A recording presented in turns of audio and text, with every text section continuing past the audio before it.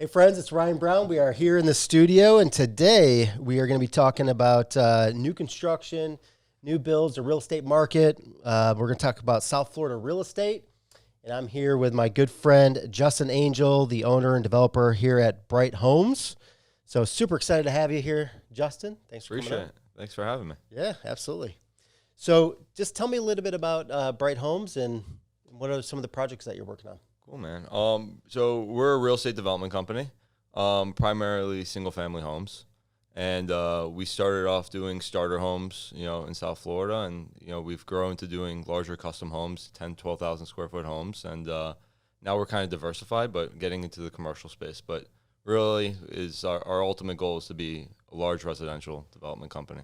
So, and I've seen a lot of your projects. I mean, first off, you build a beautiful house. Appreciate it. High-end construction, super nice. But really what I love about you is that you're just a humble guy, like very approachable, easy to work with, easy to deal with, funny. Appreciate it. And have a big heart too, because I see how you interact with your clients, and it's always their needs ahead of your needs, or ahead of even probably at profits. You really put these clients ahead of you. So I really appreciate it. I just want to say that. Awesome. Appreciate it. Because I've seen that and I've witnessed that. So, but tell me about like some of the styles of the homes that you're currently building, and what are some of the areas that you're building in? So right now we're focusing more in Jupiter and Hobe Sound.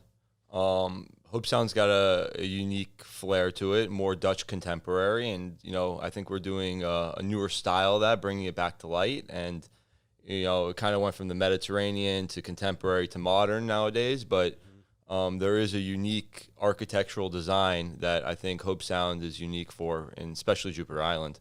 But bringing back the old school Dutch contemporary and making it fresh and revived. And I think that's, people are starting to realize that's, good architecture, good types of styles that bring in different types of, people. So up north and, even the west coast of, United States. So what is Dutch contemporary? Peak roofs, metal style, white open grand, but just simple. It's not overdone. It's not modern. It's not, Mediterranean where you have all the intricacies of stone and things like that. It's just clean lines, open space. And that's what clients are asking for in the market. They are. And, it's different. So when someone does see it, they realize, hey, like this is actually cool. It's not the same cookie cutter style home that I see, everywhere we kind of go, at least in South Florida. And so are you doing custom builds as well? Like custom builds plus you're doing more like track or spec builds? So right now we're doing custom spec homes for a couple high-end clients. Mostly, spec builds is kind of where our business lies because our infrastructure allows for it. But, obviously the starter homes is our bread and butter. So we continue to do all the starter home style types things, 400,000 to 800,000, and the custom stuff is more of the gravy, the fun stuff. And how many of the starter homes, or do you have any communities that are like upcoming right now? Yep, we have a townhouse community coming up, about 38 units, and then we have another community called Hillside, which is about 14 single family starter homes. Nice. So about 60 starter homes over the next 24 months. Oh, cool. Yeah. Isn't it funny how we like talk about starter homes like I know 800 grand? I know it's crazy, man. When I first started, it was $299. And trying to get to the $299, we're building at just under $100 square foot for those homes, but now it's $225, $230, $240. So between the prices, the market, the land costs, and it just ultimately pushes up the price. And how are you seeing demand right now? So for the higher end. Higher end stuff is definitely a good market for sure. The lower end stuff, people are relying a lot on mortgages, as you would know. Yep.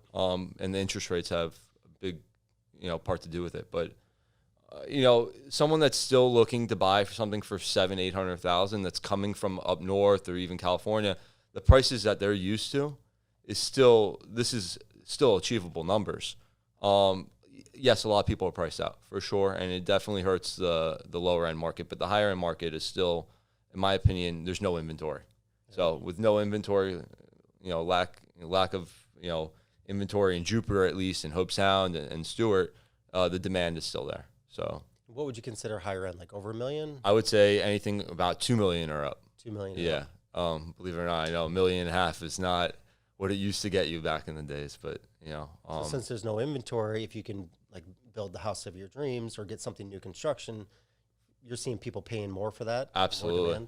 We're having people pay $4 to $7 million without the blink of an eye because you can't get a 7,000 square foot house with half acre to an acre brand new for anywhere near that. So it's the market is lack of demand right now, at least for the custom home stuff, Yeah. and the buyers are there. There's not a lack of buyers.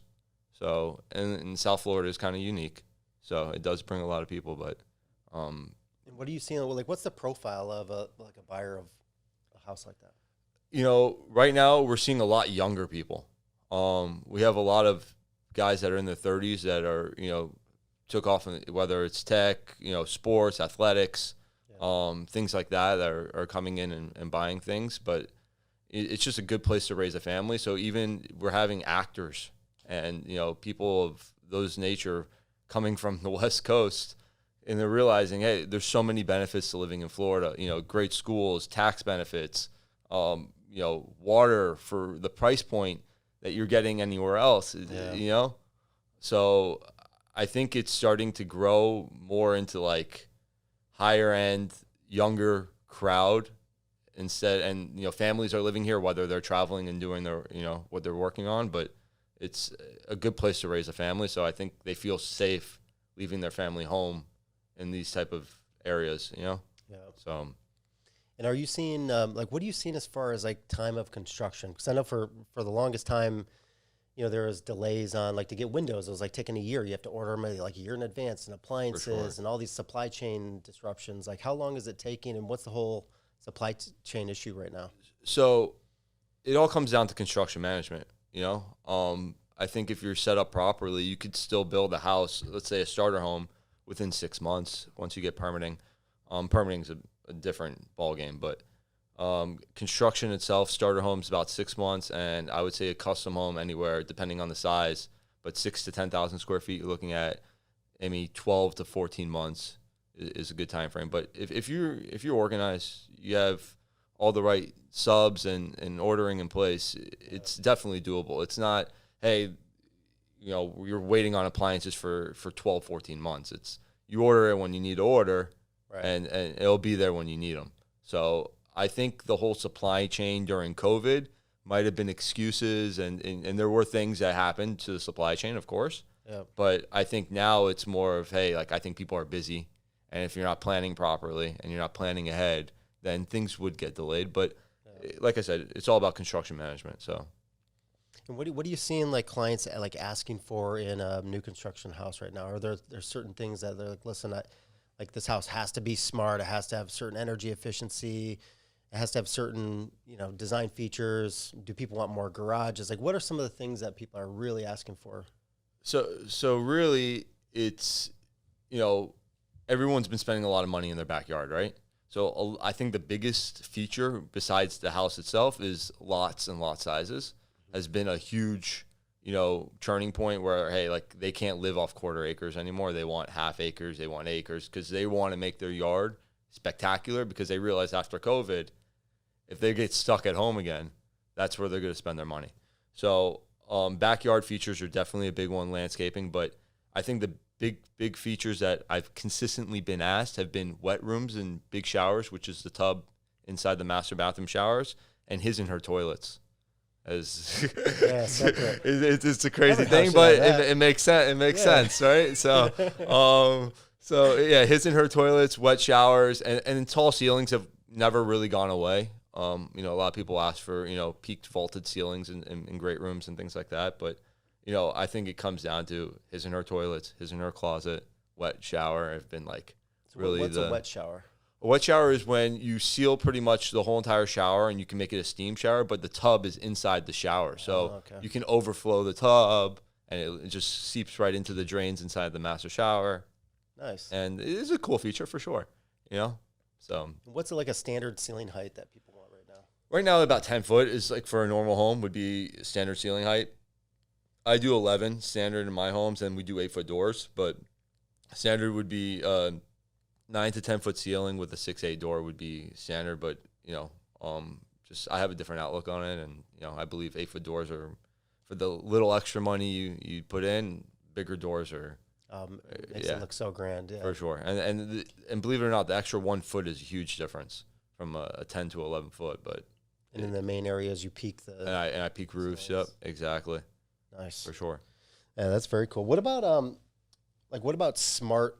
You hear about the smart homes, and so I'm assuming. Listen, if you're buying a $2 million plus house, it's probably going to be all smart, capable, and all that stuff. So you can talk on what are the smart homes look like, and what's like a standard smart home package in a new construction house? For sure. So all of our homes, even our starter homes, come with smart home capability and packages. As you get into the custom stuff, obviously, in the spec homes, the packages grow. But even our standard homes, all the lights, garage doors, flood sensors, every sink is has a flood sensor for security and purposes, and alarms and thermostats. Everything comes standard in a regular home.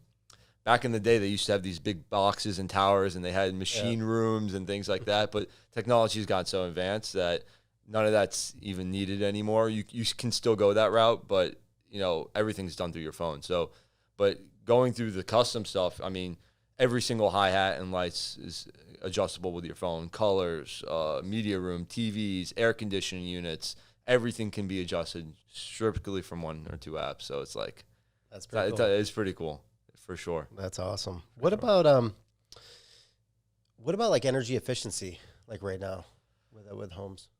I think it's always been a concern. I think it was more of a fad at one point, in my opinion. I think we build smart homes. We build energy efficient homes as well. Everything we do is we try to get, energy cost effective and things like that for a home buyer after, we're gone. But, I think it definitely was a big fad when solar kind of was coming out and everyone was like all about it. I don't hear much about it. We still, insulation that we do, the metal roofs that we do, the type of drywall and thickness of drywall and block and windows that we use are all energy efficient.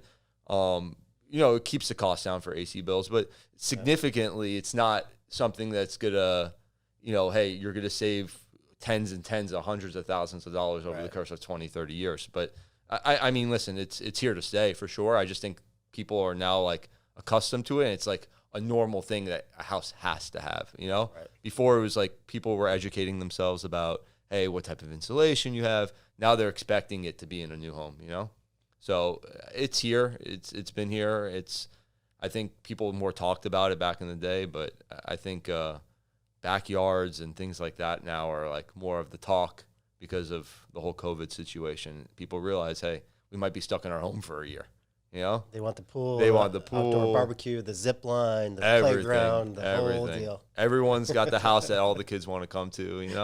So that's the thing right now, I think. Florida outdoor living, Florida outdoor living. You got to enjoy it. It's interesting. Like on the energy efficient side, it's like just the nature of how homes are constructed in Florida, like with the building codes, and because we have hurricanes. It's like just naturally that creates energy efficiency. Wouldn't you agree? I would 100% agree. I mean, they make you do things now, to even pass inspections that are completely overkill for energy efficient. But I get it, and I'm for it. I'm all about it. And the type of windows you order have to be registered and by Miami-Dade standards. So there's all these things they have implemented into the county and into towns of building divisions, and I'm all for it. So it does make it automatic, right? It does make a house automatically efficient. There's other things you can add like solar panels and things like that, but for the most part nowadays, everything's kind of like energy efficient. At least as what it can be, Like electric hot water heaters, like the electric water heaters. Even doing the garage plugs, and turn-offs for the electrical panels, and there's so many things that go into like just standard things in the building code for Florida. And I think they're prepping and they realize all the damages that have happened from hurricanes and things like that. And it's just a way to prep and be cautious. And listen, FP&L is also involved in, doing what they can to, make power bills less. And, that also starts with as many new homes are getting built, they implement new protocols and things that need to be done. So, I think it's all looking the right direction and going the right way. So what about like hurricane? Like, you have somebody coming here from out of town, like, oh man, I don't know if I want to buy a house in South Florida. There's hurricanes, and so let's talk about like how are homes constructed to prevent it from hurricane damage? I mean, between the roofing material now, you go back 10 years ago, they were rated for like 145 mile an hour, 150 mile an hour roofs, and nowadays 250 is the rating for a lot of at least for a lot of these metals. And they used to be 10-year warranties. Now they're 35-year warranties. So it just shows you the confidence that these manufacturers are having in the new products and developments that they're coming out with. Mm-hmm. So I think in that case, if houses were blasting during hurricanes 20, 30 years ago, obviously you have homes that, aren't to code and things happen and flood zones and hurricanes do happen and destroy homes. But I think with the newer stuff, it's not unlikely, but it's the probability of it happening is a lot less. And, between the block and ceiling and impact windows and the impact windows are like bulletproof windows, basically, right? They used to crack and shatter and, inside a film, and it would be broken when something hits it. But now impact rated, like you can have something actually hit the window and you'll have one crack and that's it. They don't, Mm-hmm. So it's just the technology of all these products has changed and they've advanced. That's the benefit. So I don't think hurricanes have much to do with what could happen to a house. I think I would be concerned with flooding in areas like that. But I don't think a hurricane is going to take a new house away. If that makes sense. It's not like a tornado in the Midwest where it's going to pick up a home and take it away. So right in the Midwest, everything's like frame structures. Like down here, it's like literally solid concrete with like bulletproof glass, tie downs on the roofs, metal roofs rated for 250. I mean, these homes are not going anywhere. They're not going anywhere. Like I said, flood zones. I can understand that water does a lot of damage, but a hurricane picking it up and lifting. Not what I think is going to happen. Yeah. So. Yeah, I mean, those are really the big advantages of buying, in my opinion, buying new construction or building versus buying existing is, number one, you're getting a house that's fully up to code with all the top of the line improvements, to protect it from hurricanes. Sure. Number two, insurance is such a big issue right now. Absolutely. On resale houses. And if you have an older roof, it's going to be tough. Sometimes it's tough to get insurance or it's super expensive. On new construction houses, like there's carriers that are doing really inexpensive insurance policies in the state of Florida. So insurance as a whole, your carrying cost is a lot lower on new construction. For sure. So. You might pay a premium initially, but at the end of the day, it's also worth a lot more money, right? Yeah. I mean, even 4 or 5 years later as a resale value, a 5-year-old home over a 30-year-old home, Yep. So there's a lot of benefits and warranties and things like that. So tell me a little bit about the commercial projects you have going on. So right now, we actually have a fun project going on. We're building luxury auto storage, 12 units right off Jupiter Island in Hobe Sound. And it's pretty much a fortress for guys that have, cool car collections and things like that. And we have someone, purchasing just for their wife for their extensive closet.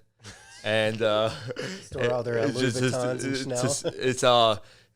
I guess it's a thing you can't wear out of season things. Yeah, as you see me, I'm not really into the fashion, but every season is a different style, and instead of throwing away old season clothing, and these people spend millions of dollars on their attire, so it's crazy, but they have years and years worth of inventory of personal clothes that they need somewhere to store. So that's they're looking to put it there, but it's really meant for the guys building man caves and cool car collections and art pieces and things like that.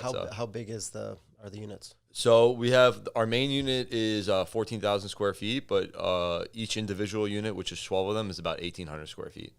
How many cars could you put in there? So comfortably on one floor, you could fit anywhere from 7 to 8 cars, but our ceilings are about 35 foot tall. So you could do 3-stack car lifts, and you can fit about anywhere from 12 to 18 cars with the lifts being installed. So bathroom, showers, things like that. So ultimate man cave and high-end security, 3 gates to get to your unit, and ultimate hurricane shelter for all their fun toys.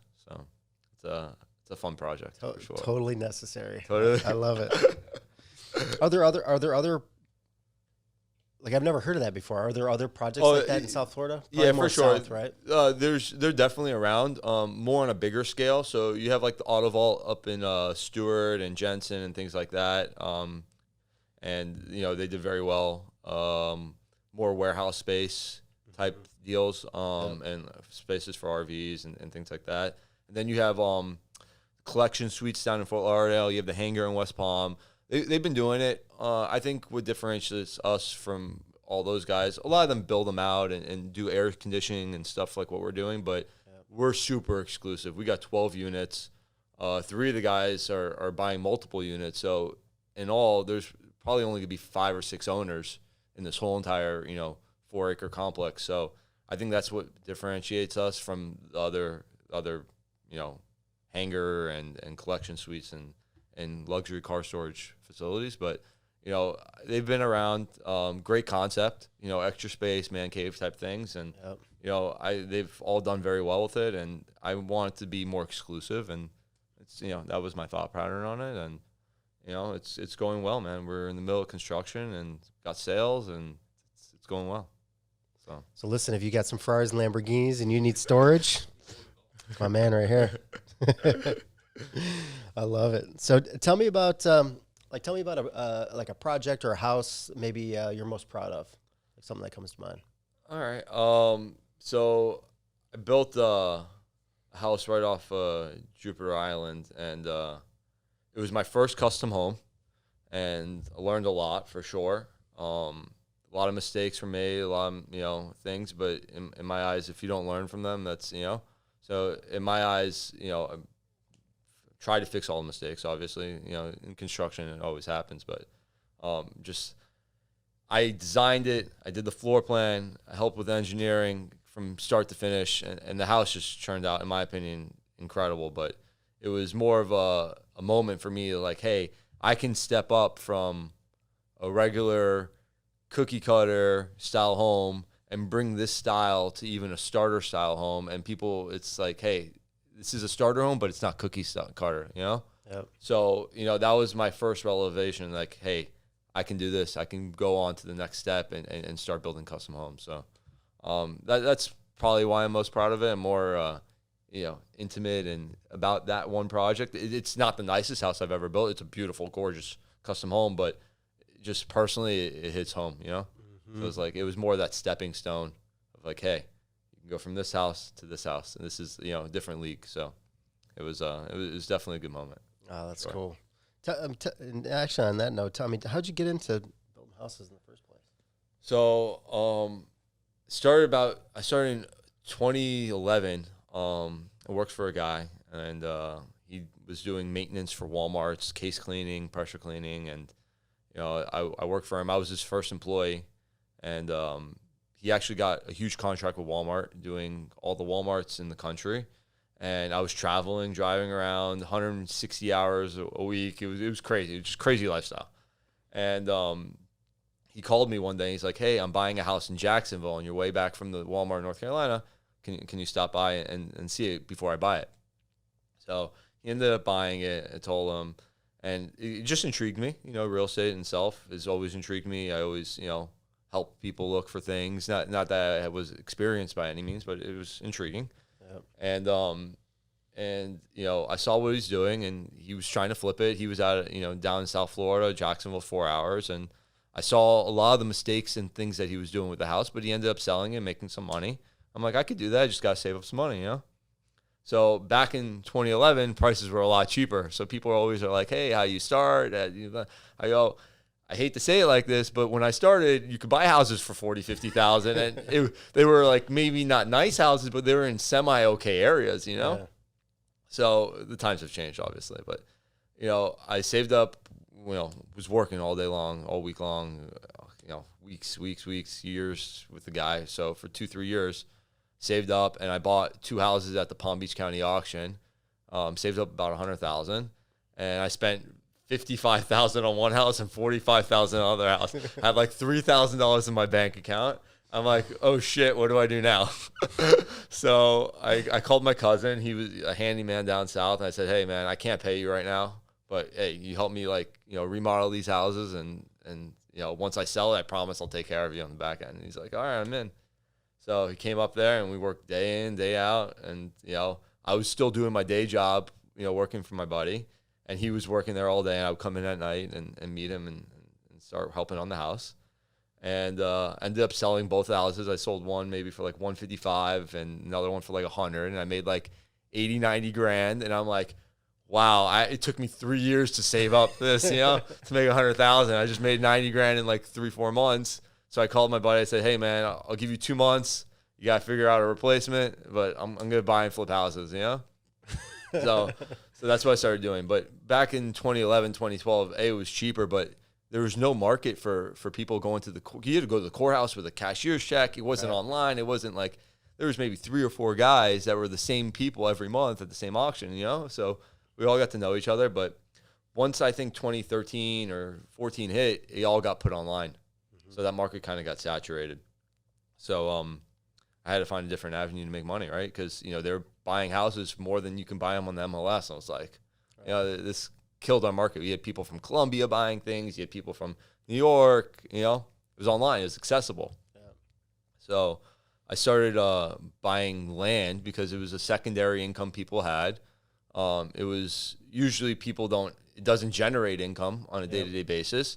And a lot of people in South Florida purchased small little infill lots tens of years ago from their family members and got it handed down. So when they see $1 to it, they're like, wow, okay, we'll take it. So to buy land in 2013, 14 was super easy. It was sitting there. People weren't generating income and, they'll take the cash now, Yep. So I started buying land and, developing the land, bringing utilities and clearing it, and then just selling it to a guy that would build a house. I knew nothing about building houses. So one day I got a call from D.R. Horton and they said, hey, we see you have 4 lots in Jupiter. Would you sell us the 4 lots? I said, absolutely.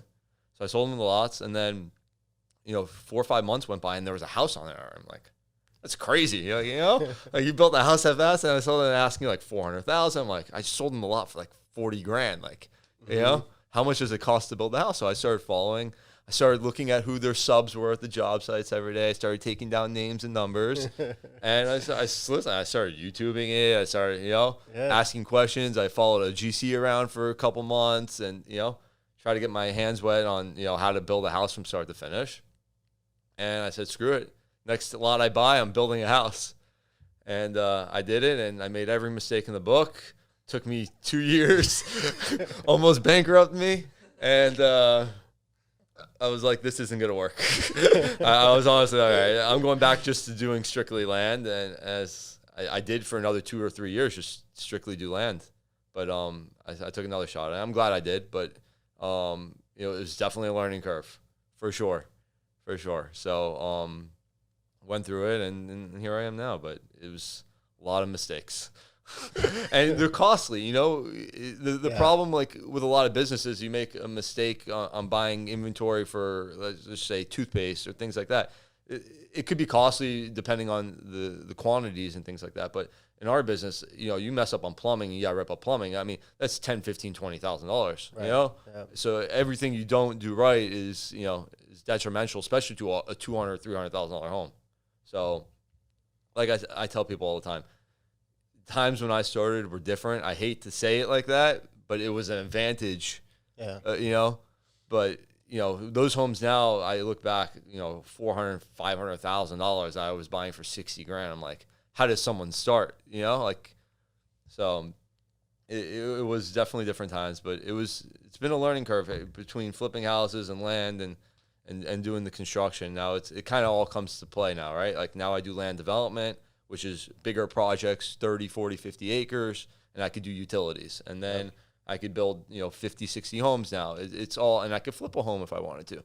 So it was all a learning curve too, I think. And listen, I'm still learning today, making mistakes and doing things wrong. And, but I think the biggest issue is if you don't learn from those mistakes, you're not going to be able to grow, right? So But back then, a mistake was detrimental. You know, it puts you in a hole, and you know, it definitely takes away from, hey, like, wow, I could have made 40 grand, and now I'm losing 40 grand, and it's like, you know, so. Man, I love that. I love that story. Appreciate it, man. I love it. I love how, like, in this country, you can, you know, decide one day to kind of start in a career, start on a path, and you can go after it. And if you just don't give up and you just keep going and you learn from your mistakes, the sky's the limit. There's nothing that can hold you back except yourself. And that's honestly the biggest thing, because, you know, I'll go into a store and they'll see a car that I'm driving or a house that I'm building, and they go, oh, hey, how'd you get that? How'd you start that? Yeah. And which is great. You know, you have aspirations. You want to, you know, get to do things you want to do and live the life you want to live. But I tell them, listen, there was a 10-year struggle. I didn't start making money until 3-4 years ago. I mean, me and my wife were eating ramen noodles for 5-6 years. You know, I couldn't pay my rent when I first started for a good 6 months. I was going to get evicted. I had to negotiate with him, and you know, so there was a struggle too, right? Yeah. And that's also who makes you who you are today. 100%. But you know, I tell people, it was me and my wife had a bond because I think she allowed me to work 24 hours a day, 7 days a week, and not complain and bitch about, hey, like, I'm not spending and doing things and hanging out and going on vacations. We never took a vacation. Yeah. It wasn't, hey, like, you know, I had money to do that. All my money was tied up in it's a capital intensive business. People forget, like, real estate's very capital intensive. So when you're first starting out, I had no money to do anything. I couldn't pay car payments. I couldn't, you know. So she lived the struggle with me, and it was, hey, we made a pact. Hey, it's 7 days a week. I'm going to educate myself. Even if I'm just sitting home on the computer, like researching, doing things, it wasn't, hey, watching TV, doing this. It was 7 days a week, 24 hours a day, live, breathe, eat, sleep, everything I was doing. So, and you still make mistakes. So it is what it is. But, you know, I tell people, if you don't have the perseverance and the mental mindset to put everything away for the next 36 to 48 months and not let any outside noise, cars, money, watches, and get involved into your, like, lifestyle, then you can physically and mentally do it. But if you can't get out of that mindset of, hey, like, you're going to be broke, you're not going to, you know, you're not going to live any way you want to for 4 or 5 years, and then it's, at least this business is not for you. Because it is a struggle for sure. It's so solid. And I mean, and then also just the point of having, you know, having a spouse or significant other that is like ride or die with you, that that believes in you, that doesn't hold you back. You know, a lot of times a spouse or family members can hold you back. 100%. But to have somebody who, like, believes in you and who's, like, along for the ride, and you're, like, your biggest cheerleader and supporter. I mean, I have one of those too, who's absolutely amazing wife, and it sounds like you have an awesome one too. It's just, it's so important. It's so important because it's so hard to go all in on something. For sure. If your partner's not all in too.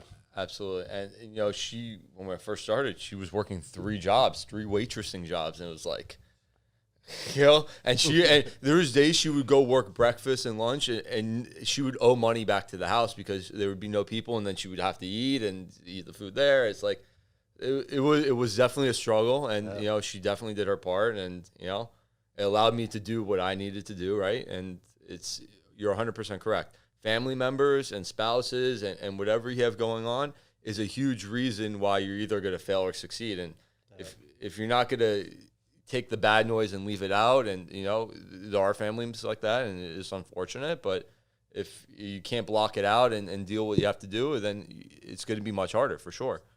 But you know, I was very fortunate to find someone that, you know, lived the struggle, you know, for a long time, and it is what it is. But you know, I love it. And listen, there's ups and downs still, you know, but of course, you know, and the market adjusts and things happen, but you know, it was definitely a building point for the first 4 or 5 years, or you know, and it makes and breaks a relationship too, right? A relationship has a lot to do with someone's business, right?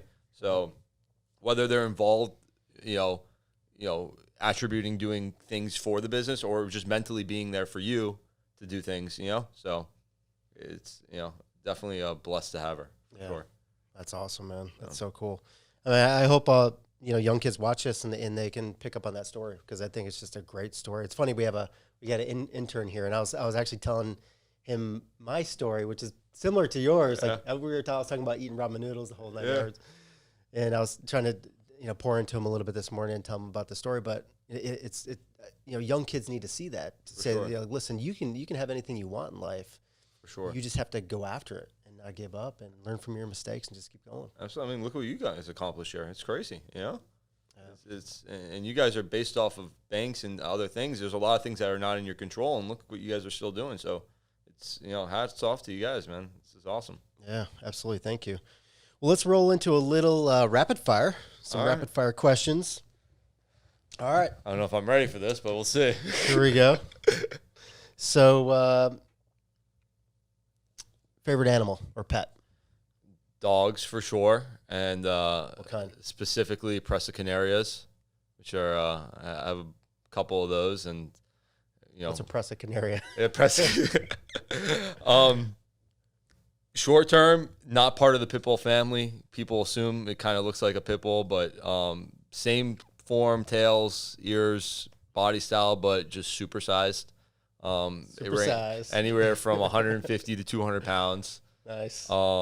Great dogs, babies, protective, fun, everything you want in a dog. But they're actually part of the Mastiff family. They come from the Canary Islands, off Italy, and, pretty rare breed, but great breed. And just me and my wife love big dogs, and we're opening a dog rescue. So, just dogs for sure. Nice. Dogs for sure. Cool. Favorite car? 2010 LP670 SV Mercy. So Lamborghini, special edition, race version. Made them 1 year, 2010. And favorite car. How many of those are? So they were supposed to make 350. Factory ran out of material and things. I think they ended up making like 222 or 223. Super rare car. Values have definitely went up tremendously over the years, but great car. Nice. Yeah, favorite car for sure. Daily driver. Urus Prefermante 2023. Best car in the best car. That's Lamborghini? Lamborghini. Okay. I'm a Lamborghini guy, sorry. Lunch with one person, dead or alive? Who would it be? Lunch with one person, dead or alive. Definitely my father. Just passed away, but taught me about, work ethic for sure. Work 7 days a week, 50 plus years. So What kind of business did he have? he was a veterinarian, but he owned a couple practices in South Florida, and just great guy. Nice. Sure. Oh, sounds like a solid guy. Favorite hobby? Just picked up golf. I don't know if it's my favorite hobby. Very frustrating, but I definitely love cars, man. So just doing things with cars, collecting cars, any car pieces, car memorabilia, things like that. So just car fanatic. Lamborghini specifically. I got old school tractors and things like that from Lamborghini, but those are definitely like my favorite hobby. So now it's making sense why you're building this. Makes a lot of for sure. I gotcha. It's For all sure. coming for full circle now. Yeah. One word that describes South Florida living. Gorgeous. I mean, it's beaches, water, architecture, roads. I mean, I don't know, weather. It's like, I don't know how else to describe it. And it's like, it's just, you can do anything in Florida. Theme parks, beaches, food. I mean, I don't know. Great spot. It's a great spot, man. Best business advice you ever got? Fail. Honestly, fail. I mean, failure is the reason why people either get up and do something new and try to figure it out, or it's going to show you, hey, this is not, meant for you to, So I think failure doesn't lie, right? Failure is going to tell you exactly who you are. But also learning from failure is the biggest learning experience, right? Yeah. Someone can teach you something, but if you don't physically learn and fail and understand why you failed, right? The semantics of, hey, why did I fail? What went wrong? What can I change to do it?